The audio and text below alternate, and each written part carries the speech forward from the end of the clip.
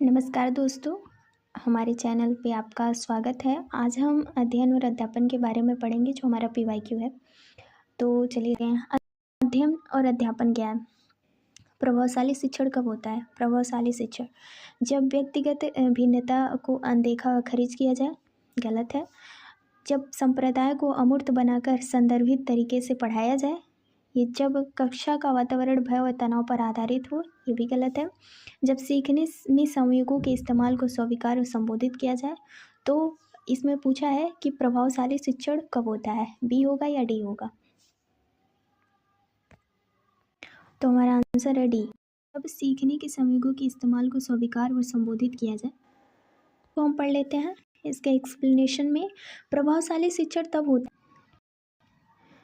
जब सीखने के संवेगों के इस्तेमाल को स्वीकार्य व संबोधित किया जाए। प्रभावशाली शिक्षण वह है जिसे अधिकांश शिक्षण उद्देश्यों की प्राप्ति की जा सके, अर्थात अधिक से अधिक अधिगम हो सके। बीयू स्मिथ महोदय का कहना है कि शिक्षण को प्रभावशाली बनाने के लिए उनके विभिन्न चरों और उनके कार्यों का सही ज्ञान आवश्यक है। बालक के संतुलन विकास के संवेगों का प्रभाव पड़ता है। संवेग व्यक्ति की अभिवृद्धि, जीवन मूल्य और भविष्य के व्यवहार को प्रभावित करते हैं। नेक्स्ट पॉइंट हमारा, एक रचनावादी शिक्षिका होती है, कैसी होती है?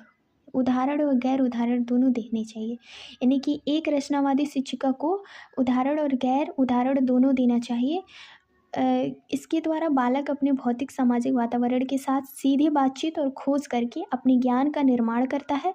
पढ़ाने वाली सामग्रियों का उपयोग सीखने की प्रक्रिया में प्रत्येक छात्रों का सक्रिय जुड़ाव दिखता है और उदाहरण के लिए वास्तविक दुनिया की समस्याओं का उपयोग उन्हें अवधारणाओं को स्पष्ट करने में मदद करता है और छात्रों को नए ज्ञान को लागू करने के लिए प्रमाणित और प्रासंगिक संदर्भित करता है। नेक्स्ट पॉइंट है हमारा, बालक किस प्रकार सोचते हैं। यानी कि हमारा जो टॉपिक है, बालक किस प्रकार सोचते हैं और सीखते हैं। बालक विद्यालय प्रदर्शन में सफलता प्राप्त करने में कैसे और क्यों असफल होते हैं, तो इस हमारा टॉपिक है। तो कक्षाओं में छात्रों की असफलता से शिक्षिकाओं को किस प्रकार निपटना चाहिए, है ना? तो पहला है, अपने खुद की शैक्षणिक रणनीतियों का आलोचनात्मक परीक्षण करके, अनुत्तीर्ण छात्रों को सुधार और अत्यधिक सुधार करके, या फिर बुद्धि का आकलन करने के लिए अनुत्तीर्ण छात्रों के लिए मानकीकृत बुद्धि परीक्षणों का संचालन करके, या छात्रों की जाति की पहचान करके उनके माता पिता के घर अतिरिक्त सहायता प्रदान करके। तो हमारा आंसर है ए। तो आंसर ये है, शिक्षिकाओं को छात्रों की असफलता से निपटने के लिए अपनी शैक्षणिक रणनीतियों का आलोचनात्मक परीक्षण करके यह उन्हें समझाने में मदद करेगा कि उनकी शिक्षण विधियां में क्या सुधार किया जा सके और छात्रों की शैक्षणिक आवश्यकताओं को बेहतर तरीके से कैसे पूरा किया जा सके। नेक्स्ट पॉइंट है, उन बच्चों में अकादमिक प्रदर्शन और बौद्धिक क्षमताओं से धीरे धीरे सुधार आता है जो वंचित परिवेश को छोड़कर समृद्ध परिवेश में प्रवेश करते हैं। उपयुक्त तर्क मुख्य रूप से विकास की निम्नलिखित में से किस बहस की ओर इशारा करता है? तो आंसर है स्थिर बनाम वृद्धिशील। यानी उन बच्चों को अकादमिक प्रदर्शन और बौद्धिक क्षमताओं में धीरे धीरे सुधार आता है जो वंचित परिवेश को छोड़कर समृद्ध परिवेश में प्रवेश करते हैं। उपयुक्त तर्क मुख्य रूप से विकास की स्थिर बनाम वृद्धिशील बहस की ओर इशारा करता है।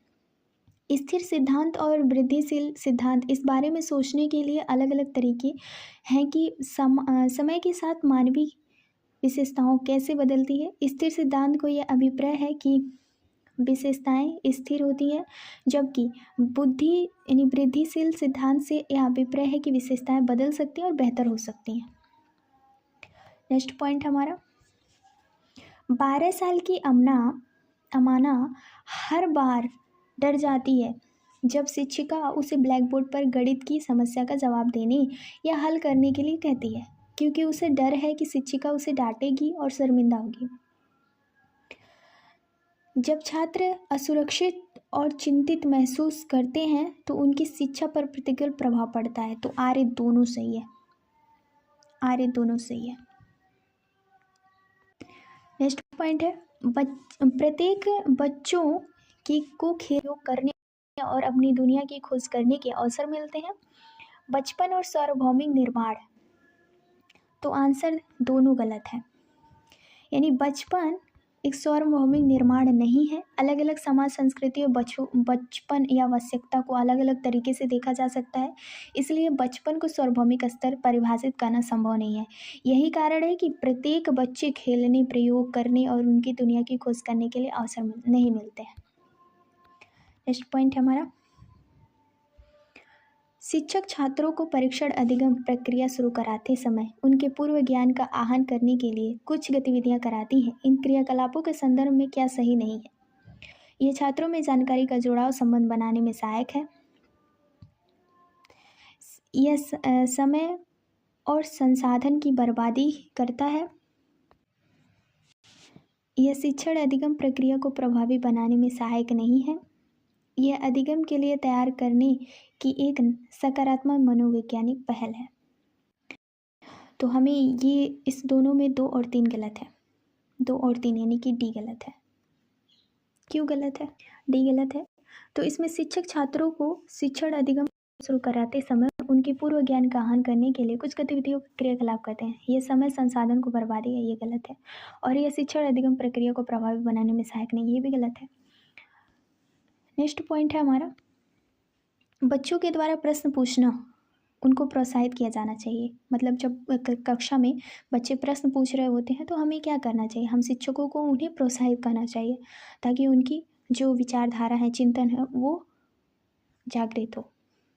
नेक्स्ट पॉइंट है, एक प्रगतिशील कक्षा में शिक्षिका को होना चाहिए और बच्चों को नियंत्रण में रखना चाहिए। बच्चे तभी सीखते हैं जब शिक्षक उन पर पूर्ण रूप से नियंत्रित रखते हैं। तो आर्य दोनों गलत है। एक प्रगतिशील कक्षा में शिक्षिका को होना चाहिए और बच्चों को नियंत्रण में रखना चाहिए, क्योंकि बच्चे तभी सीखते हैं जब शिक्षक उन पर पूर्ण रूप से नियंत्रण रखते हैं। ये कथन गलत है, क्योंकि प्रगतिशील कक्षा बालक की क्षमता में विश्वास रखती है। इसमें बालक को केंद्र में रखकर शिक्षण कार्य कराया जाता है तथा पाठ्यक्रम का स्वरूप लचीला होता है, क्योंकि प्रगतिशील कक्षा इस मत में विश्वास करती है कि बच्चे तभी सीखते हैं जब उन्हें बिना किसी नियंत्रण करके स्वयं सीखने का अवसर दिया जाता है। नेक्स्ट पॉइंट हमारा, छात्रों को अपनी सफलता और विफलता के लिए आंतरिक कारकों को जिम्मेदार ठहराने पर प्रतिबिंब करने के लिए प्रोत्साहित करें, जिन्हें उन्हें खुद पर रचनात्मक रूप से काम करने की मदद मिलती है। सफलता और असफलता के आंतरिक गुण व्यक्तियों की कड़ी मेहनत करके अपने प्रदर्शन को बेहतर बनाने में मदद करता है। आर्य दोनों सही है। नेक्स्ट पॉइंट है, मध्य विद्यालय के छात्रों में ज्ञान निर्माण और अर्थ बनाने की प्रक्रिया को सुगम बनाने के लिए किसका प्रयोग करना चाहिए? तो आंसर है हमारा सक्रिय अन्वेषण और सामाजिक संपर्क और प्रयोग। मध्य विद्यालय के छात्रों को ज्ञान निर्माण और अर्थ बनाने की प्रक्रिया को सुगम बनाने के लिए सक्रिय अन्वेषण, सामाजिक संपर्क और प्रयोग का उपयोग करना चाहिए, ताकि वे सक्रिय खोजकर्ता बन सके, उसमें सामाजिकता की गुण का विकास हो और वे सीखने और अवधारणाओं के प्रति विशेष समझ को स्थापित कर सके। नेक्स्ट पॉइंट है, कई तरीके से सामग्री की प्रस्तुति सभी बच्चों के अधिगम को सुगम बनाती है ना, क्योंकि जब बच्चों को विविध सामग्रियों को प्रस्तुति करना और शिक्षण करने में उनमें अवधारणाएं के प्रति एक विशेष समझ का विकास होता है, तो उन्हें अत्यंत ही रुचि के साथ कार्यों को अभी भागीदारी सुनिश्चित करते हैं, जिससे कि वे अपूर्ण अर्थपूर्ण अधिगम को प्रभावी कक्ष निर्माण करते हैं। नेक्स्ट पॉइंट है, मोहित कहता है मैं अंग्रेजी में अच्छा हूँ। वह तो मैंने उत्तर जल्दी में लिखे थे, इसलिए मेरे अच्छे नंबर नहीं आए। मोहित अपने प्रदर्शन का अवरोपण किस प्रकार कर रहा है? प्रयास की कमी। मोहित कहता है कि मैं अंग्रेजी में अच्छा हूँ और मैंने उत्तर जल्दी से लिखे थे, इसलिए मेरे अच्छे नंबर नहीं आए। तो मोहित अपने प्रदर्शन का आरोपण प्रयास की कमी पर कर रहा है। यदि प्रश्न को समझकर पूर्ण रूप से व्याख्यात करता है तब उसका प्रदर्शन और अच्छा होता, लेकिन वह अपनी इस कमी को प्रयास और आरोपित कर रहा है, तो इसलिए वह अपने आंतरिक गुणारोपण प्रयास की कमी को दोष देता है। नेक्स्ट पॉइंट है, यदि कोई बच्चा स्कूल में अच्छा प्रदर्शन करने में असमर्थ है तो शिक्षकों को चाहिए, क्या चाहिए, कि वे शैक्षिक रणनीतियों और स्कूल के माहौल पर चिंतन करें। बच्चों को सजा दे, गलत है। बच्चों को काम योग्यता वाले बच्चों के लिए बनी अलग संकाय को स्थानांतरित कर दें, गलत है। बच्चे की सामाजिक पृष्ठभूमि का पता लगाए, क्योंकि कुछ समुदाय, तो ये सही है।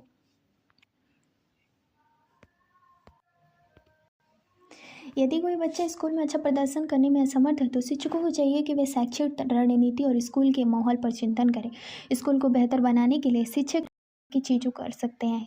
शिक्षक वे होते हैं जो छात्रों के जीवन की संरचना करते हैं और स्कूल को बेहतर बनाने के लिए वे कई काम करते हैं। वे पाठ्यक्रम सुधार के लिए मूल्यांकन प्रतिक्रिया देना, छात्रों की सफलता को सुधार करना और स्कूल में स्वस्थ वातावरण की स्थापना करना। इसलिए बच्चे के अच्छे प्रदर्शन करने के लिए इन सारी चीज़ों को शिक्षकों पर ध्यान देना चाहिए।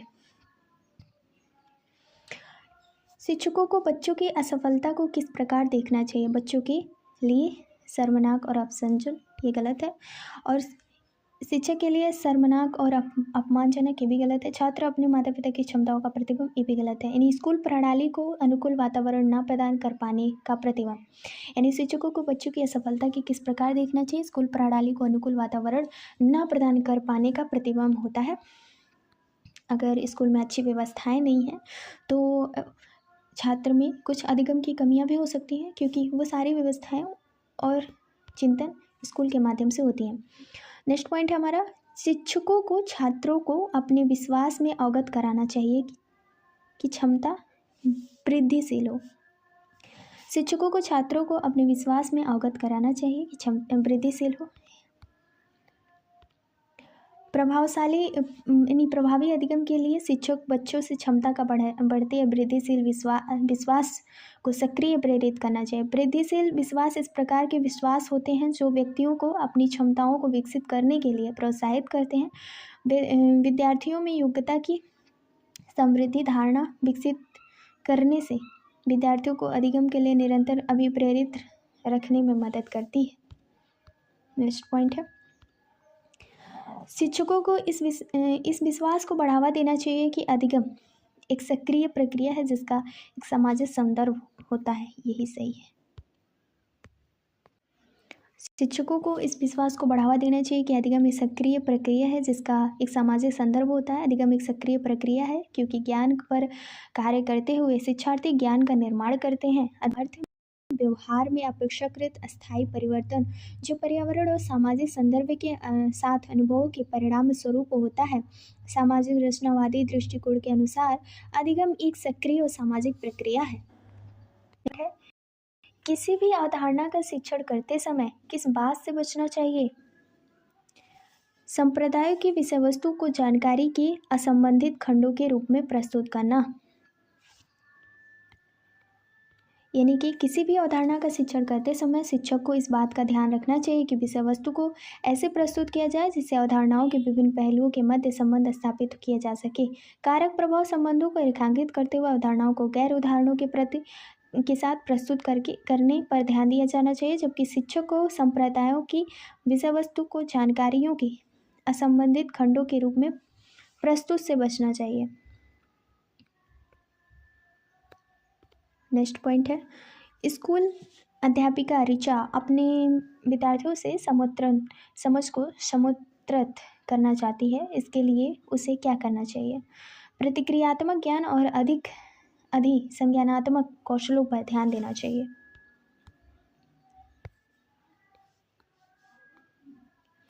नेक्स्ट पॉइंट है, निम्नलिखित में से कौन सी सामाजिक रचनावादी कक्षा की विशेषता है? यानी अन्वेषण संबंधित अधिगम के लिए प्रतिकूल प्रवेश। सामाजिक रचनावादी कक्षा से तात्पर्य ऐसे कक्षा से जहाँ छात्रों को रटकर सीखने, याद करने और याद करने के आधार पर अधिगम और दोहराव की अनुमति नहीं होती। ऐसी कक्षाओं में छात्रों को अपने स्वयं के अधिगम की जिम्मेदारी लेने के लिए प्रोत्साहित किया जाता है। अन्वेषण संबंधित अधिगम के लिए अनुकूलित परिवेश भी सामाजिक रचनावादी कक्षाओं की विशेषताओं के अंतर्गत आता है। नेक्स्ट पॉइंट है, जब विद्यार्थी किसी कार्य में अपनी असफलता का कारण आंतरिक और नियंत्रण योग्य कारकों को मानते हैं तो वे कड़ी मेहनत में लगने की संभावना रखते हैं। जैसे कि कोई कमज़ोर विद्यार्थी है, परीक्षा में हर बार फेल हो रहा है, तो वो क्या करेगा? उसकी इच्छा होगी कि वो अपने आंतरिक और नियंत्रण योग्य कारकों को माने कि यही मेरी गलती है, यही असफलता का कारण है, तो भी कड़ी मेहनत लगने की संभावना में जुड़ जाएगा। ऐसे बालक परीक्षा में अपनी विफलता के लिए योग्यता की कमी, तैयारी की कमी, दोषपूर्ण दृष्टिकोण को जिम्मेदार ठहराते हैं तथा आगे सफलता हेतु कड़ा परिश्रम करने में प्रयास करते हैं। नेक्स्ट पॉइंट है, माध्यमिक स्कूलों में शिक्षकों को सीखना कि कैसे सीखते हैं को प्रोत्साहित करना चाहिए, है ना। माध्यमिक स्कूलों में शिक्षकों को सीखने की कैसे सीखते हैं प्रोत्साहित करना चाहिए। एनईपी 2020 के अनुसार ये सीखने को कैसे सीखना है और मानकीकरण से लचीलापन यानी स्टैंडर्डाइजेशन टू फ्लेक्सिबिलिटी की ओर बदलाव का प्रस्ताव रखती है। हर बच्चे की विशिष्ट क्षमताओं, रचनात्मक तार्किक सोच, नवाचार और समालोचनात्मक चिंतन, क्रिटिकल थिंकिंग की पहचान करना और उसके समग्र विकास के लिए प्रयत्न करना। एनईपी 2020 के अनुसार लर्निंग यानी अधिगम प्रयोगात्मक यानी एक्सपेरिमेंटल होनी चाहिए। इसमें स्वयं करके सीखना यानी लर्निंग बाय डूइंग और प्रत्येक विषय में कला और खेल को स्वीकृत किया जाएगा।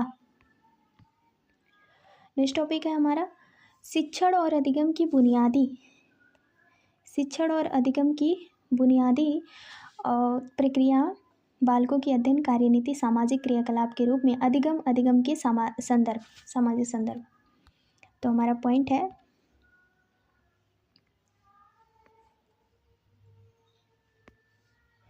रचनात्मक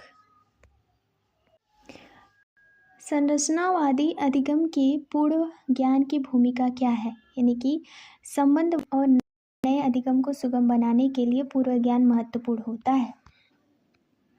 रचनावादी अधिगम पूर्व ज्ञान की भूमिका महत्वपूर्ण होती है क्योंकि नए अधिगम को पूर्व ज्ञान के साथ सुगम बनाने और संबंध बनाने में मदद करता है।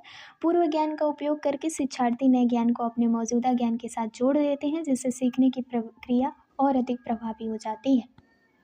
नेक्स्ट पॉइंट है हमारा, एक रचनावादी कक्षा में शिक्षक छात्रों को स्वनिर्देशित शिक्षार्थी बनाने में कैसे सहायता प्रस्तुत करते हैं। छात्रों को अपने स्वयं के सीखने की जिम्मेदारी लेने और नियमन कौशल विकसित करने के लिए प्रोत्साहित करके, यानी कि एक रचनावादी कक्षा में छात्रों को स्वनिर्देशित शिक्षार्थी बनने में सहायता करने के लिए शिक्षक विभिन्न तरीके का उपयोग करते हैं और इसमें सबसे प्रभावी तरीका छात्रों को अपने स्वयं को सीखने की जिम्मेदारी लेने और नियमन कौशल विकसित करने के लिए प्रोत्साहित करना है। संरचनावाद एक ऐसे दृष्टिकोण का प्रतिनिधित्व करता है जो स्वयं के निर्माण, समझ और बोध में शिक्षक और छात्र की सक्रिय भूमिका पर जोर देते हैं। नेक्स्ट पॉइंट है, अधिगम के सार्वभौमिक अभिविकल्प में क्या शामिल नहीं है, यानी शिक्षार्थियों के नामीकरण और वर्गीकरण के विभिन्न रूपों को लागू करना, सभी शिक्षार्थियों को सूचना और ज्ञान प्राप्त करने के लिए विभिन्न तरीके अपनाना,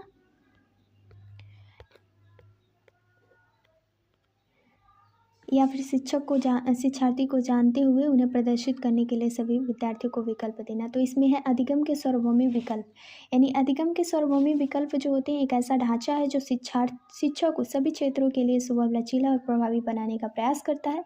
मुख्य रूप से 3 सिद्धांत हैं। पहला है प्रतिनिधित्व की बहुसाधन, यह सुनिश्चित करना कि सूचना और ज्ञान सामग्री को विभिन्न तरीके से प्रस्तुत करना ताकि सभी छात्र समझ सके, जैसे ऑडियो, वीडियो आदि। अभिव्यक्ति और कार्रवाई के बहुसाधन, यानी छात्रों को अपनी समझ और कौशल को प्रदर्शित करने के लिए कई विकल्प देना, जैसे उत्तर लिखित प्रोजेक्ट प्रस्तुत किया जाना चाहिए। और संलग्नता के बहुसाधन, सभी शिक्षार्थियों के हितों में कार्य करना और तदनुसार चुनौतियों की पेशकश करना। विद्यार्थियों के नामीकरण और वर्गीकरण के विभिन्न रूपों को लागू करना UDL में शामिल नहीं है छात्रों को उनकी रुचियों और प्रेरणाओं के अनुसार सीखने में संलग्न करना, जैसे उदाहरण के लिए गेम, समूह चर्चा, व्यवहारिक गतिविधि। नेक्स्ट पॉइंट है, निम्नलिखित में से किस विधि में शिक्षक और विद्यार्थी अपनी भूमिका का नियमन यानी विनिमय करते हैं? तो आंसर है पारस्परिक अध्यापन। पारस्परिक अध्यापन क्या होता है? एक शिक्षण पद्धति जिसमें छात्र और शिक्षक एक दूसरे के साथ मिलकर ज्ञान अर्जित करते हैं, साझा करते हैं और समस्याओं का समाधान करते हैं, और यह शिक्षण विधि सहयोग, संवाद और साझा ज्ञान पर आधारित है तथा पारस्परिक अध्ययन छात्रों के सीखने के अनुभव को गहरा, सहयोगात्मक और मज़ेदार बनाता है। शिक्षक को इसे कक्षा में लागू करने के लिए प्रोत्साहित करना चाहिए, क्योंकि यह न केवल शैक्षणिक कौशल बल्कि सामाजिक व्यक्तिगत कौशल का भी विकास करता है। इसका अध्ययन यानी कि अध्ययन की क्या विशेषता होती है? सहयोगात्मक अध्ययन यानी छात्र समूह या जोड़ी बनाकर कार्य करते हैं। सक्रिय भागीदारी, छात्रों को शिक्षण प्रक्रिया में सक्रिय रूप से शामिल किया जाता है। और समान स्तर पर संवाद, छात्र समान स्तर पर संवाद करते हैं जिससे वे एक दूसरे और मदद मार्गदर्शन कर सकते हैं। नेक्स्ट पॉइंट है फ्रेंड, एक माध्यमिक स्कूल शिक्षक छात्रों की संकल्पनाओं और वास्तविक दुनिया के अनुप्रयोगों के बीच संबंध बनाने की मदद करने, सार्थक सीखने को सक्षम बनाने चाहती है। इस निम्नलिखित में से कौन सी गतिविधि एक उपयुक्त शैक्षिक रणनीति है? तो जो सबसे बड़ा होता है वही आंसर होता है। छात्रों को छोटे समूहों में वर्तमान मुद्दे पर शोध करने दें और अपने निष्कर्ष कक्षा में प्रस्तुत करने दें। यानी कि क्या क्या इसकी गतिविधियों हैं? पहला है सक्रिय सीखने को प्रोत्साहित करना, समस्या समाधान कौशल विकसित करना, सहयोगात्मक सीखने को बढ़ावा देना, आलोचनात्मक सोच विकसित करना, और वास्तविक दुनिया को अनुप्रयोगों को समझना। नेक्स्ट पॉइंट है,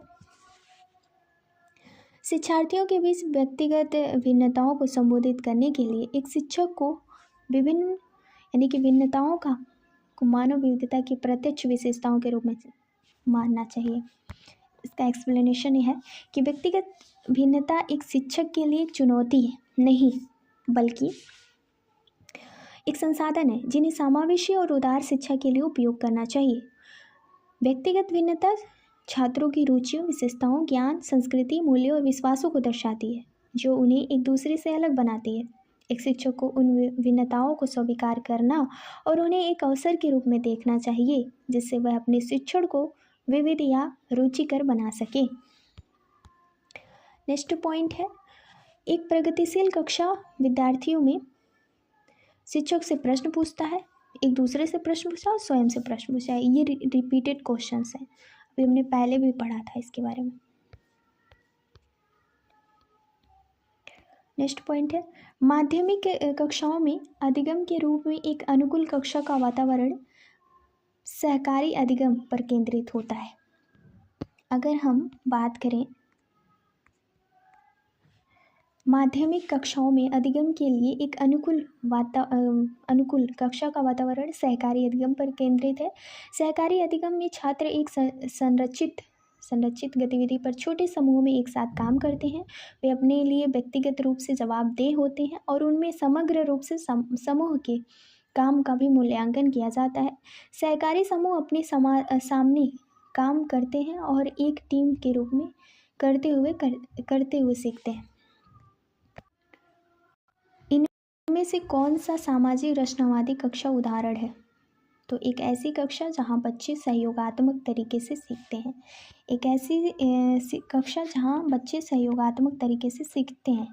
सामाजिक रचनावादी कक्षा का उदाहरण एक ऐसी कक्षा है जहां बच्चे सहयोगात्मक तरीके से सीखते हैं। सामाजिक रचनावाद ये विचार करता है कि सीखना सामाजिक संपर्क और दूसरों की मदद से होता है, तथा अक्सर एक समूह में सामाजिक रचनावाद मानता है कि एक व्यक्ति जो समझ विकसित करता है वह सामाजिक अंतःक्रिया में सहयोगात्मक माध्यम से आकार लेती है। सामाजिक रचनावाद का सिद्धांत सोवियत मनोवैज्ञानिक लेव वाइगोस्की 1896 और 1834 द्वारा विकसित किया गया था। एक प्रभावी शिक्षक रणनीति क्या है? संकल्पना, मानचित्र बनाना और नई जानकारी को पूर्व जानकारी से जोड़ने की प्रक्रिया एक प्रभावी शिक्षक के काम है। बिना लक्ष्य शिक्षक लक्ष्यहीन रूप से ऐसी जानकारी पेश करेंगे जो शिक्षार्थी से जुड़ी नहीं है, ये उन्हें संलग्न नहीं करती। रणनीतियों शिक्षार्थियों को भाग लेने, जुड़ने और वितरित की जानी चाहिए और सामग्री से उत्साह जोड़ने में मदद करती है। संकल्पना मानचित्र बनाना और नई जानकारी को पूर्व जानकारी से जोड़ना प्रभावी शैक्षिक रणनीति है। नेक्स्ट पॉइंट है, एक रचनावादी कक्ष में अर्थ बनाना सीखने की केंद्र है। रचनावादी क्या होता है? रचनावादी कक्षा, अगर हम रचनावादी की बात करें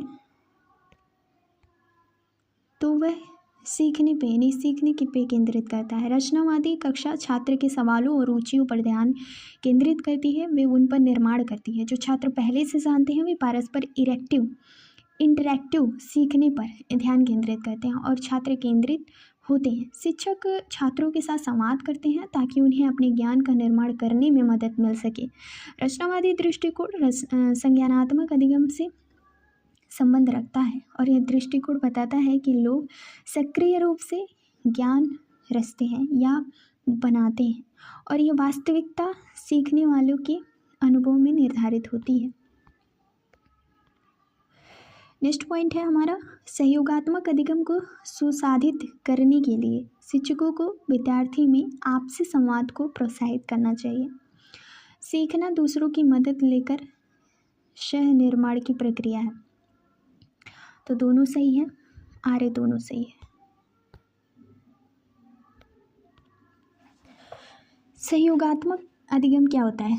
सहयोगात्मक अधिगम को सुधारित करने के लिए शिक्षकों को विद्यार्थी से आपसी संवाद को प्रोत्साहित करना चाहिए, क्योंकि सीखना दूसरों की मदद लेकर सह निर्माण की प्रक्रिया है। सहयोगात्मक अधिगम शिक्षा का एक तरीका है जिसमें छात्रों का एक समूह 2 या 2 से अधिक परियोजनाओं, असाइनमेंट आदि का प्रयोग करके एक साथ कुछ सीखने का प्रयास करता है। इस प्रकार शिक्षा में छात्रों को दूसरे के कौशल और संसाधनों से सीखने का अवसर मिलता है। सहयोगात्मक अधिगम एक सामाजिक परिवेश में फलता फूलता है जहाँ शिक्षार्थी एक दूसरे से बातचीत कर सकते हैं। इसमें छात्र अपने सीखने के परिणामों को बढ़ाने के लिए समूहों में अध्ययन करते हैं। वे कार्य करने, परियोजनाओं पर काम करने और नई अवधारणाओं को समझने के लिए एक साथ आते हैं। लेकिन आजकल तो दुश्मनी चलती है, एक दूसरे को देखना तक नहीं पसंद करते हैं।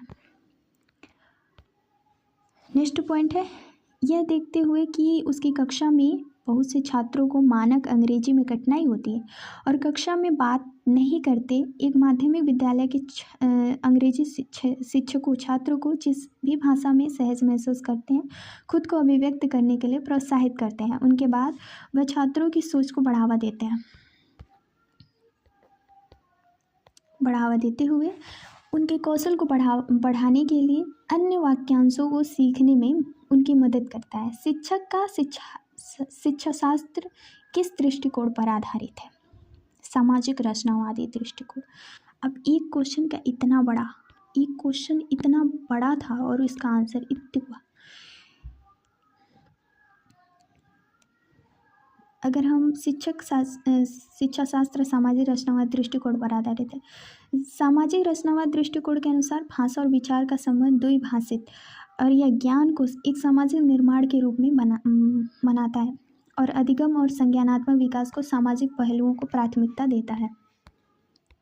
नेक्स्ट पॉइंट है,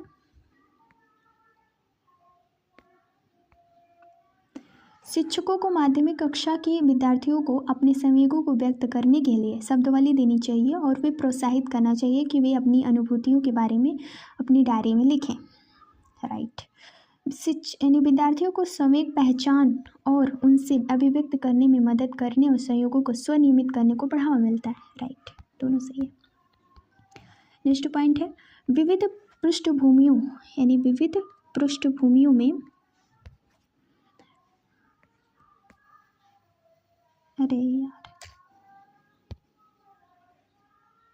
विविध पृष्ठभूमियों में बच्चों की प्राथमिक माध्यमिक कक्षा में उदाहरणों का क्या योगदान होता है? तो शिक्षक को केवल पाठ्यपुस्तकों में दिए गए उदाहरणों का हवाला देना चाहिए, गलत है। शिक्षक को खुद उदाहरण देने चाहिए और बच्चों को उनकी निजी जिंदगी से उदाहरण देने के लिए प्रोत्साहित करना चाहिए, दूसरा सही है, दूसरा सही है। नेक्स्ट पॉइंट है, एक शिक्षक विद्यालय में विभिन्न सांस्कृतिक कार्यक्रमों का आयोजन कराता है, उसमें भारत के विभिन्न त्यौहार और परंपराओं को पढ़ाया जाता है। क्योंकि कार्यक्रम आयोजन के क्या उद्देश्य होने चाहिए? सहयोगात्मक अधिगम को बढ़ावा देना, राइट, विविधता का सम्मान करना, सृजनात्मकता को बढ़ावा देना, ये तीनों सही है। रूढ़िवादिता को नहीं बढ़ावा देता है। नेक्स्ट पॉइंट है, निम्नलिखित में से कौन सी पद्धति शिक्षक केंद्रित है? व्याख्यान शिक्षक केंद्रित है। व्याख्यान विधि अंग्रेजी लेक्चर मेथड कहते हैं। व्याख्यान विधि को प्रभुत्ववादी शिक्षण विधि की विधि कहते हैं और इस व्याख्यान विधि शिक्षण केंद्रित विधि है जिसमें विद्यार्थी केवल श्रोता होता है और इस विधि में विद्यार्थियों को ध्यान केंद्रित करने के लिए शिक्षक प्रश्न विधि का प्रयोग करते हैं। पढ़ाने का यह तरीका उच्च स्तर के शिक्षक के लिए तो ठीक है किंतु प्राथमिक वर्ग के बच्चों के लिए उपयोगी नहीं है। नेक्स्ट है कि शिक्षकों को अपनी कक्षा में ऐसा सांस्कृतिक वातावरण बनाना चाहिए जिसमें वह मान्यता की सभी बच्चों को सीखने की क्षमता दर्शा पाए, राइट, सही है। शिक्षकों की बच्चों की क्षमताओं के बारे में मान्यता और बच्चों में उनकी अपेक्षाएं सीखने को बेहद प्रभावित करती हैं, राइट। नेक्स्ट पॉइंट है हमारा फ्रेंड, शिक्षार्थियों के विविध समूह को पढ़ाते समय शिक्षक को उनके सामाजिक और सांस्कृतिक संदर्भ के बारे में किसी भी तरह की चर्चा नहीं करनी चाहिए, गलत है। सामाजिक और सांस्कृतिक संदर्भ अधिगम को किसी भी प्रकार की भूमिका नहीं निभाते, ये गलत है, दोनों ही गलत है। नेक्स्ट पॉइंट है, विद्यार्थी प्रभावी तरीके से तब सीखते हैं जब शिक्षक खोज अधिगम और अन्वेषण की प्रक्रियाओं पर ध्यान देते हैं, है ना। यानी विद्यार्थी प्रभावी तरीके से तब सीखते हैं जब शिक्षक खोज अधिगम द्वारा अन्वेषण की प्रक्रियाओं पर ध्यान देते हैं, क्योंकि खोज विधि में छात्र स्वयं खोज करके सीखते हैं और शिक्षक का कार्य केवल पथ प्रदर्शक का होता है जो उचित समय पर गलतियां सुधारने में सहायता करता है। छात्र जैसे जैसे कार्य तथा प्रयोग करते जाते हैं वैसे वैसे उन्हें नवीन ज्ञान की प्राप्ति होती जाती है और इस प्रकार को सार्थक और प्रभावी अधिगम कहते हैं। नेक्स्ट पॉइंट है हमारा, सामाजिक रचनावादी यानी रचनात्मक परिप्रेक्ष्य में सीखने को किस प्रकार देखा जाता है? सक्रिय और सामाजिक प्रक्रिया के रूप में। सामाजिक रचनावादी परिप्रेक्ष्य में सीखने को सक्रिय और सामाजिक प्रक्रिया के रूप में देखा जाता है। सामाजिक रचनावाद इस शोध पर आधारित है कि सामाजिक प्रक्रिया अधिगम और संज्ञानात्मक विकास के केंद्रीय और ज्ञान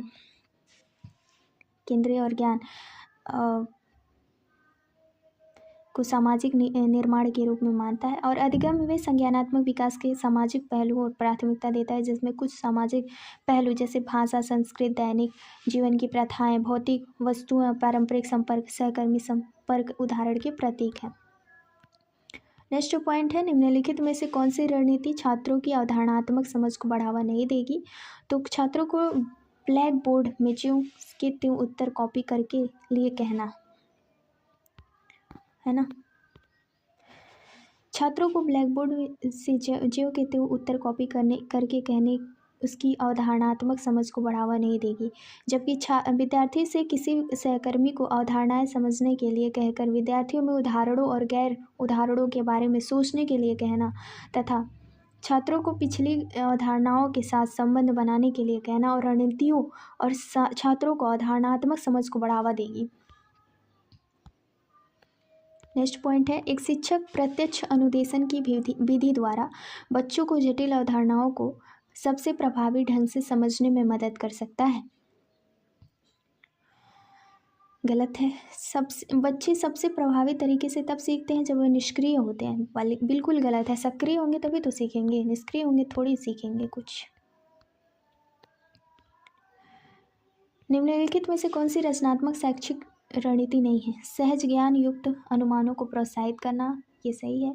चर्चा के अवसर प्रस्तुत करना, ये भी सही है। छात्रों को पाठ्यपुस्तकों के उत्तरों को ज्यों का त्यों पुनरुत्थित करने की प्रोत्साहन करना, ये गलत है।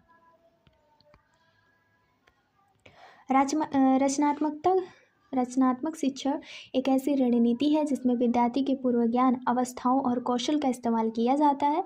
रचनात्मक रणनीति के माध्यम से विद्यार्थी अपने पूर्व ज्ञान और सूचना के आधार पर नई किस्म को समझ विकसित करता है। रचनात्मक शिक्षण रणनीति अर्थपूर्ण शिक्षण, छात्रों के जुड़ाव और साथियों के साथ बातचीत बढ़ावा देती है। ये शिक्षण रणनीतियों छात्रों को पाठ्यपुस्तकों के उत्तर को ज्यों का त्यों पुनरुत्पादित करने के लिए प्रोत्साहित नहीं करती, अतः सहज ज्ञान युक्त अनुमानों को प्रोत्साहित करना, चर्चा के अवसर प्रस्तुत करना और निर्देशन खोज के लिए अवसर देना। नेक्स्ट है, शिक्षकों को बच्चों को चर्चा और संवाद करने के बहुत से मौके देने चाहिए। राइट। अर्थपूर्ण अधिगम की प्रक्रिया में दूसरे अंतःक्रिया करना शामिल है। दोनों सही है।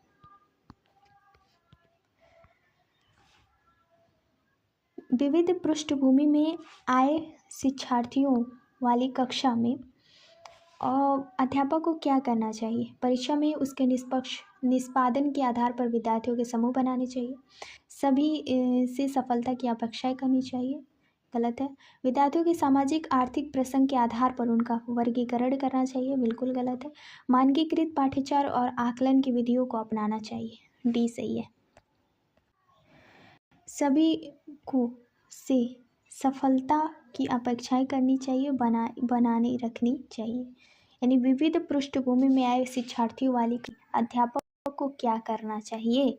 तो सभी से सफलता की अपेक्षाएं करनी एवं बनाए रखनी चाहिए। विविध पृष्ठभूमि में आए वाली कक्षा में अध्यापक को सभी छात्रों से सफलता की अपेक्षाएं करनी चाहिए और उन्हें बनाए रखनी चाहिए, जिससे कि छात्र पूर्व सहभागिता के साथ एक दूसरे का सहयोग करते वे सक्रिय रूप से अधिगम कर सकें। जबकि समूह बनाना, उनके पृष्ठभूमि के आधार पर उनका वर्गीकरण करना और मानकीकृत चार ये नकारात्मक प्रभाव डालते हैं। सहयोगात्मक यानी सहयोगात्मक अधिगम का कार्यान्वयन करते समय अध्यापक को क्या करना चाहिए? विविध शिक्षार्थियों का समूह बनाना चाहिए। सहयोगात्मक अधिगम का कार्यान्वयन करते समय अध्यापक को विविध शिक्षार्थियों के समूह बनाने, जिससे कि वे एक दूसरे से कुछ न कुछ सीख सके या सीखने का प्रयास करें। सहयोगात्मक अधिगम बच्चों में उच्च स्तरीय सोच, मौखिक संचार, स्वप्रबंधन और नेतृत्व कौशल का विकास करते हैं। नेक्स्ट पॉइंट है हमारा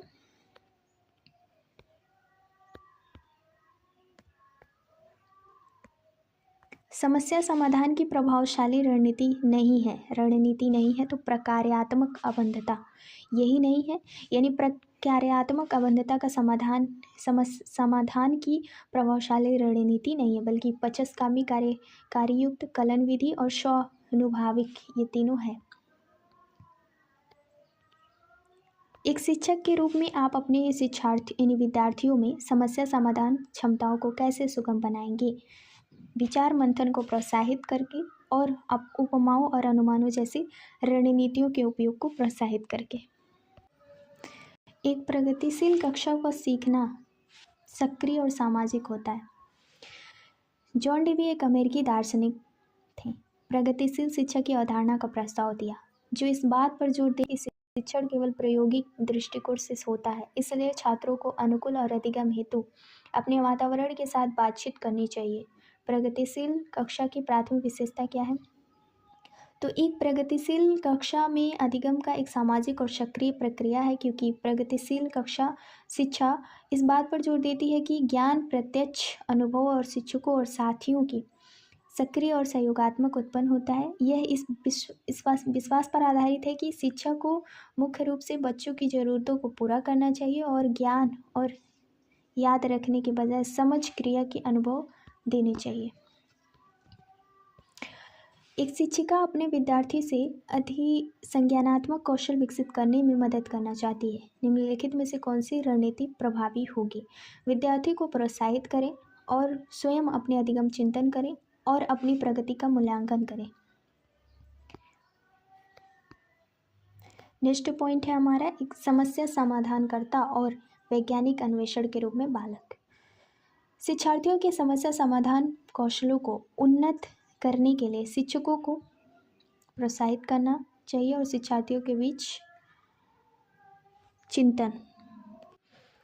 शिक्षा के समस्या समाधान कौशल को उन्नत करने के लिए शिक्षकों को मौखिकरण को प्रोत्साहित करना चाहिए और शिक्षार्थियों के बीच सदृश्यात्मक चिंतन को बढ़ावा देना चाहिए। मौखिकरण में शिक्षार्थी अपनी सोच को स्पष्ट रूप से व्यक्त कर सकते हैं और सदृश्यात्मक चिंतन में विभिन्न दृष्टिकोण को समझ सकते हैं। नेक्स्ट पॉइंट है अन्वेषण अधिगम में छात्र विचारों की खोज और हेरफेर के माध्यम से स्वयं के लिए जानकारी प्राप्त करते हैं। अन्वेषण अधिगम में संकल्पना का अर्थ है कि छात्र स्वयं के लिए उनके स्वयं के ज्ञान का निर्माण करते हैं। शिक्षार्थी को उनके स्वयं के ज्ञान के लिए सक्रिय निर्माता माना जाता है। अन्वेषण अधिगम जांच आधारित निर्देश की विधि है। अन्वेषण अधिगम को जेरोम ब्रूनर द्वारा पेश किया गया था। इसके अंतर्गत शिक्षार्थी को तथ्य संबंध और नए सत्य की खोज करने के लिए, नई जानकारी के लिए उनके अंतर्गत ज्ञान, कल्पना और खोज का उपयोग करने के लिए प्रोत्साहित करना। 10 साल की काकुली गणित के सवाल जूझ रही है। इसके समस्या समाधान कौशल को बढ़ाने के लिए उसकी शिक्षिका क्या कर सकती है? कोशिश करते रहने के लिए प्रोत्साहित करें और ज़रूरत पड़ने पर अवलंबन प्रदान करें। समस्या समाधान कौशल क्या है? शिक्षिका को रचनात्मक और सुलभ दृष्टिकोण अपनाना चाहिए ताकि काकुली कठिन सवालों से जूझने के बजाय उन्हें आत्मविश्वास और रुचि के साथ हल कर सके। शिक्षिका कोशिश करते रहने के लिए प्रोत्साहित करे और ज़रूरत पड़ने पर अवलंबन प्रदान करे। यह उसके न केवल गणित बल्कि जीवन की समस्याओं को हल करने में मदद करता है। पहला है समस्या को छोटे छोटे चरणों में विभाजित करना, वास्तविक जीवन के उदाहरण देना, विचारशील प्रश्न पूछना, सकारात्मक वातावरण बनाना, प्रगतिशील यानी उसकी प्रगति पर ध्यान देना।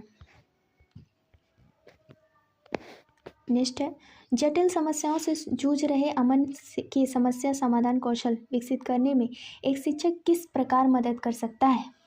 उसके मंथन करने और विचार उत्पन्न करने के लिए प्रोत्साहित करता है। संवाद एवं चर्चा की प्रक्रिया बच्चों को बेहतर समस्या समाधान बनाने में सहायक करती है। सीखने की प्रवृत्ति सामाजिक है। दोनों सही है। समस्या समाधान की प्रक्रिया में बाधक है, यानी कि अनुक्रिया समुच्चय समस्या समाधान की प्रक्रिया में बाधक है जो अधिकांश गतिविधियों का लगातार हिस्सा है। अनुसूचित समुच्चय समस्या समाधान की प्रक्रिया में बाधक है। इससे उन्हें यानी अच्छे समस्या समाधानकर्ताओं में अनुक्रिया समुच्चय की कमी होती है क्योंकि वे अपसारी रूप से सोचेंगे और किसी समस्या पर प्रतिक्रिया देने में, हल करने में पहले की गई समस्या के हर संभावित परिणाम का विश्लेषण करने का प्रयास करेंगे। अनुरूपित सोच कलन विधि और स्वाभाविक समस्या समाधान की प्रक्रिया में महत्वपूर्ण पहलू माने जाते हैं। छात्रों को प्रभावी समस्या को सक्षम बनाने के लिए सुलझाए हुए उदाहरणों पर विचार करने के लिए प्रोत्साहित किया जाना चाहिए। यानी अगर छात्र है तो यह महत्वपूर्ण कौशल सिर्फ एक समाधान के साथ नहीं आ रहा है बल्कि इसमें रचनात्मकता का उपयोग करना, संभावनाओं के माध्यम से सोचना, संभावित योजनाओं या मांगों को माध्यम से तर्क करना और जटिल समस्याओं और प्रश्नों को हल करने के लिए तर्क का उपयोग करना शामिल है। यह हमें पर्यावरण में अवसरों की पहचान करने और उसका फ़ायदा उठाने और भविष्य पर नियंत्रण उच्च स्तर करने में सक्षम बनाता है। छात्रों को प्रभावी समस्या समाधान को सक्षम बनाने के लिए सुलझाए हुए उदाहरणों पर विचार करने के लिए प्रोत्साहित किया जाना चाहिए। नेक्स्ट पॉइंट है निम्न में कौन से अभिलक्षण महारत उन्मुखी विद्यार्थियों पर लागू होते हैं? तो यह संरचनाओं को समझने और सीखने के लिए प्रेरित होते हैं महारत उन्मुखी विद्यार्थियों में। ज्ञान का निर्माण कौन सी प्रक्रिया में शामिल है? पूर्व ज्ञान का संगठन व पुनर्संगठन। सही है। अन्वेषण की खोज और सामाजिक अंतःक्रिया, तीनों।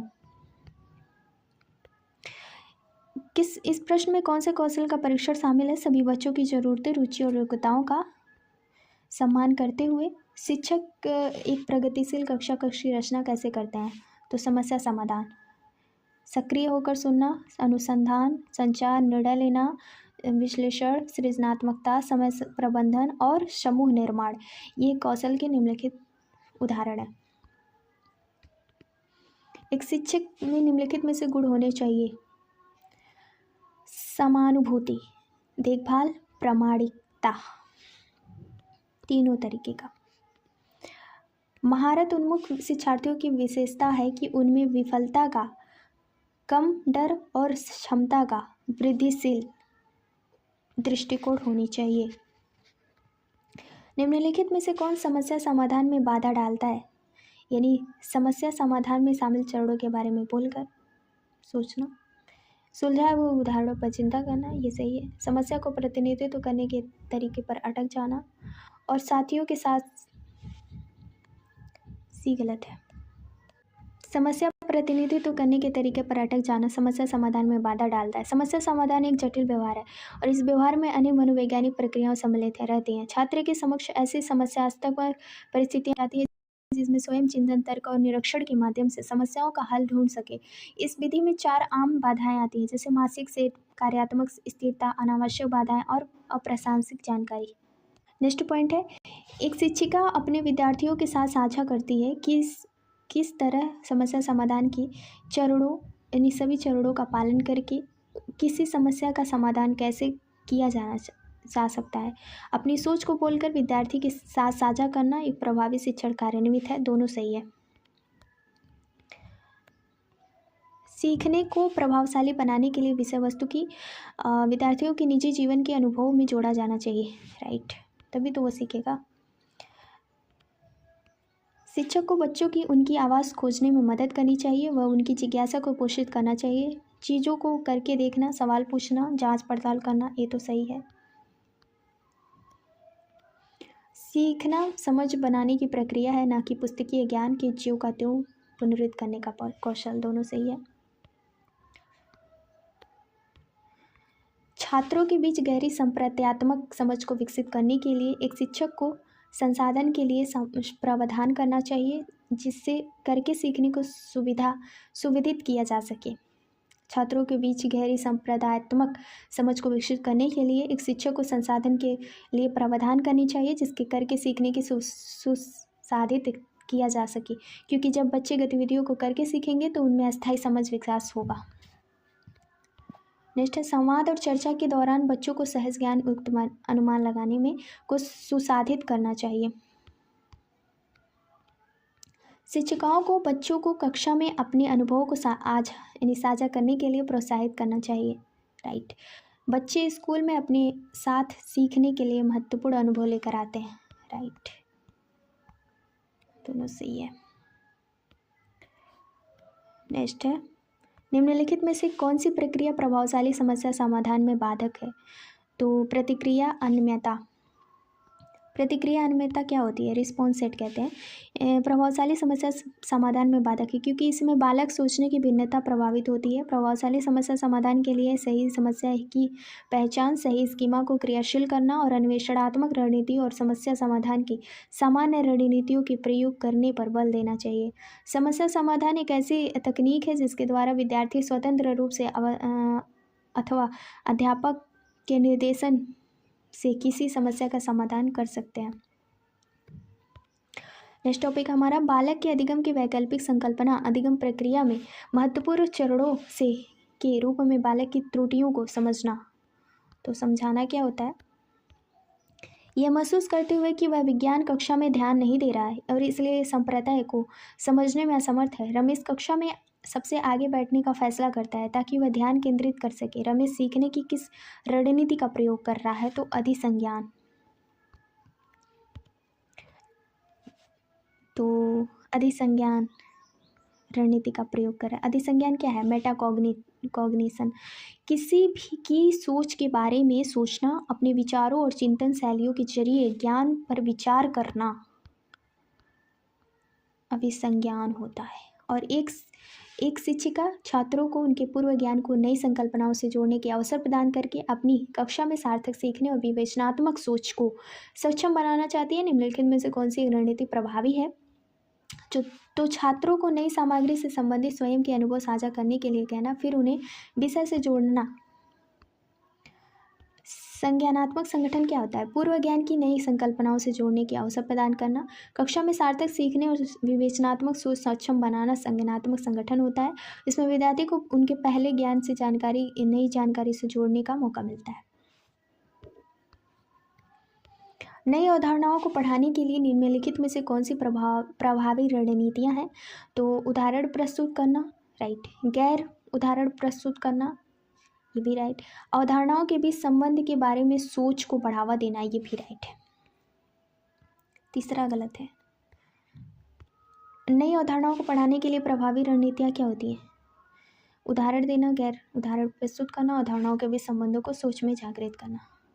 नेक्स्ट है, निम्नलिखित में से कौन से एक प्रश्न उदाहरण है जिससे छात्रों को जानकारी विश्लेषण करने की आवश्यकता होती है?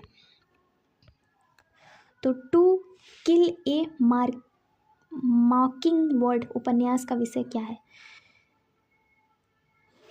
क्योंकि यह अवधारणाओं को प्रेरित कर रहा है।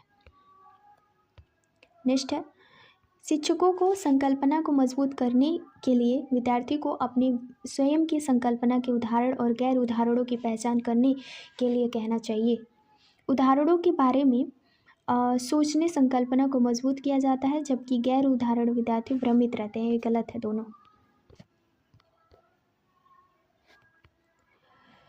महारत लक्ष्य और प्रदर्शन लक्ष्य में क्या अंतर है? महारत लक्ष्य विफलता से बचने पर केंद्रित होते हैं, जबकि प्रदर्शन लक्ष्य दूसरों में अनुमोदन और मान्यता प्राप्त। गलत है। महारत लक्ष्य अपने कौशल और कार्य की समझ में सुधार करने पर केंद्रित होते हैं, जबकि प्रदर्शन लक्ष्य उच्च ग्रेड प्राप्त करने और बाहरी पुरस्कार प्राप्त करने में होते हैं। यानी दूसरा सही है।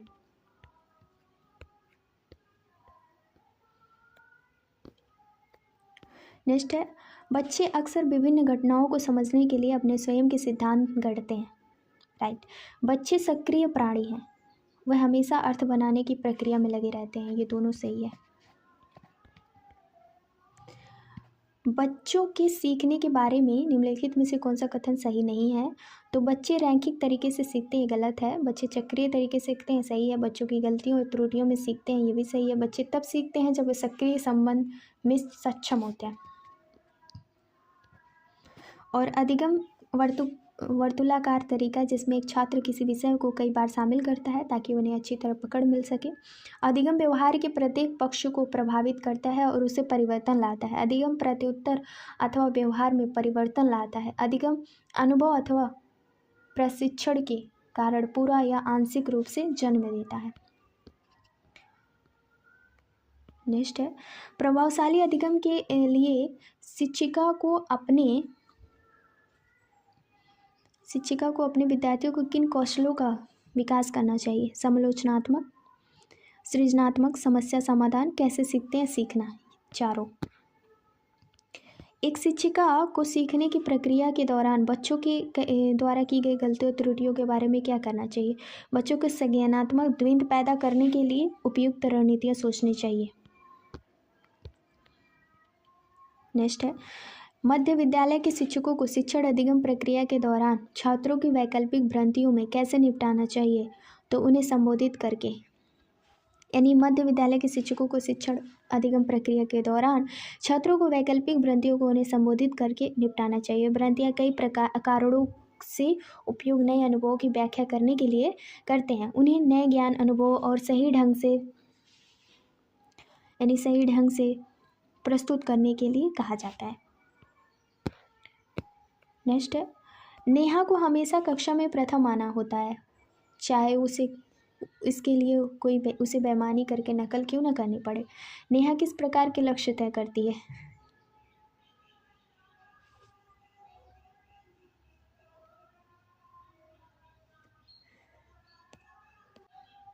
प्रदर्शन उन्मुखी लक्ष्य। सक्रिय जुड़ाव को निम्न में किसके द्वारा बढ़ावा नहीं दिया जाता? तो रटकर स्मरण करना। निम्नलिखित में से कौन सी प्रणाली विद्यार्थियों की विविध अधिगम जरूरतों को पूरा करने में बाधक है? तो पृथक्करण नामीकरण। पृथक्करण नामीकरण विद्यार्थियों की विविध अधिगम जरूरतों को पूरा करने में बाधक है। यह प्रणाली बच्चों को इसके अधिगम की क्षमता को प्रभावित करता है, जिससे बालक अधिगम की विविध जरूरतों को सीख पाते हैं। इस प्रणाली पृथक्करण नामीकरण को दूर करने के लिए समावेशी शिक्षा प्रणाली का प्रयोग किया जाने लगा। इसका मुख्य उद्देश्य बच्चों को विभिन्न नामों और नामित किए उन्हें शिक्षित करना तथा अधिगम में उनकी सहायता करना। नेक्स्ट पॉइंट है हमारा, निम्नलिखित में से कौन सा एक प्रभावी समस्या समाधान रणनीति है? तो वह होता है हमारा अनुरूपी सोच और कलन विधि। अनुरूपी सोच और कलन विधि प्रभावी समस्या समाधान रणनीति है। साधन साध्य विश्लेषण एक समस्या को सुलझाने की प्रभावी रणनीति है। समस्या समाधान की अन्य प्रभावी रणनीतियाँ हैं सही समस्या की पहचान करना और स्कीमा को कार्यशील करना, अन्वेषणात्मक रणनीतियों का समस्या समाधान की सामान्य रणनीतियों का प्रयोग करना और समस्या के मूल कारण का पता लगाना या जानना। नेक्स्ट है, बच्चों को नई अवधारणाओं को परिचित करवाने का क्या क्रम होना चाहिए? सरल से जटिल। बच्चों को नई अवधारणाओं को परिचित कराने का क्रम सरल से जटिल होना चाहिए।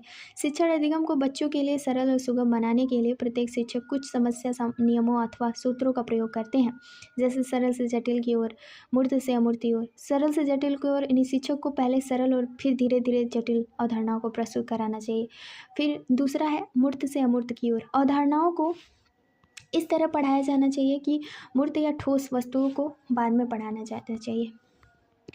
विद्यार्थियों को वैकल्पिक अवधारणाएं कैसी होती हैं? तो अर्थ निर्माण की प्रक्रिया में गढ़ी गई सहज संरचनाओं को दर्शाती है। यानी विद्यार्थियों को वैकल्पिक अवधारणाएं अर्थ निर्माण की प्रक्रिया को सहज संरचनाएं दर्शाती है। जब शिक्षक विषयों में अवधारणाओं को निर्देश प्रदान करता है तो भी छात्रों को पढ़ा रहे होते हैं जिन्हें पहले से ही विषय के बारे में पूर्व अनुदेशनात्मक ज्ञान होता है। यद्यपि छात्र का यह ज्ञान त्रुटिपूर्ण अतार्किक अवधारणा कहा जाता है। वैकल्पिक अवधारणाओं के माध्यम से शिक्षक यह पहचानता है कि बच्चे चिंतन करने में सक्षम हैं, उनकी सोच वश्यकों से अलग है और यह अवधारणाएं बच्चों की अधिगम की क्षमता मध्यस्थ करने में सार्थक होता है। नेक्स्ट है हमारा विद्यार्थियों के अधिगम को सहज, सुलभ यानी सुगम बनाने के लिए अध्यापक को किस प्रकार की गतिविधियों का संचालन करना चाहिए? तो जो उसके प्रतिदिन जीवन में हो रहे हों, प्रासंगिक हो, उसके बारे में हमें बताना चाहिए। नेक्स्ट है, बच्चों को वैकल्पिक संकल्पनाओं का शिक्षकों द्वारा दृढ़ता से प्रोत्साहित किया जाना चाहिए। होना न केवल बच्चों में बल्कि वयस्कों में भी एक प्राकृतिक घटना है। बच्चों में वैकल्पिक संकल्पना का होना न केवल बच्चों में बल्कि वयस्कों में प्राकृतिक घटना है, बल्कि यह प्राकृतिक विचार प्रक्रिया है। कोई भी दो मन एक जैसा नहीं सोच सकते, सभी की वैचारिक संकल्पनाओं में अंतर होता है। मध्य विद्यालय में सबसे बच्चे सक्रिय रूप से अर्थ का निर्माण किस प्रक्रिया द्वारा करते हैं? तो बार वेदन में, जबकि खेल, साथ प्रयोग, साथियों और वस्तु के बातचीत द्वारा बच्चे सक्रिय रूप से अर्थ का निर्माण करते हैं। तो इसमें पूछा है नहीं करते हैं, तो नहीं में बार वेदन ही गलत है। विद्यार्थियों की अर्थ बनाने की प्रक्रिया को किस प्रकार सुगम बनाया जाना चाहिए? खोज और अन्वेषण द्वारा। विद्यार्थी जब खोज अन्वेषण करेगा तो वो ऑटोमेटिकली अपना अर्थ बनाने लगेगा। अधिगम की प्रक्रिया के दौरान बच्चों को दृष्टिकोण करते हैं, यानी उन्हें संज्ञानात्मक प्रक्रिया का सहज और स्वीकृति हिस्सा समझाना चाहिए। यानी कि अधिगम की प्रक्रिया के दौरान बच्चों को त्रुटियां करते हैं, उन्हें संज्ञानात्मक प्रक्रिया का सहज स्वीकृत हिस्सा समझना चाहिए। त्रुटियों का प्रयोग शिक्षक द्वारा सीखने की प्रक्रिया में रचनात्मक रूप से किया जाना चाहिए। त्रुटियां बच्चों में अपने आसपास देखे जाने वाली प्रक्रियाओं के बारे में उनके सहज ज्ञान प्रतिनिधित्व करती है, इसलिए वो उस सभी भ्रांतियों पर उन्हें चर्चा करनी चाहिए। Thank you for watching this video. इसमें सारे अध्ययन और अध्यापन का पूरा पार्ट खत्म हो गया। थैंक यू फॉर विच, ये बहुत ही इम्पोर्टेंट है सीटेट। तो सीटेट के लिए आप एक बार इस वीडियो को ज़रूर अंत तक देखिएगा। Thank you very much.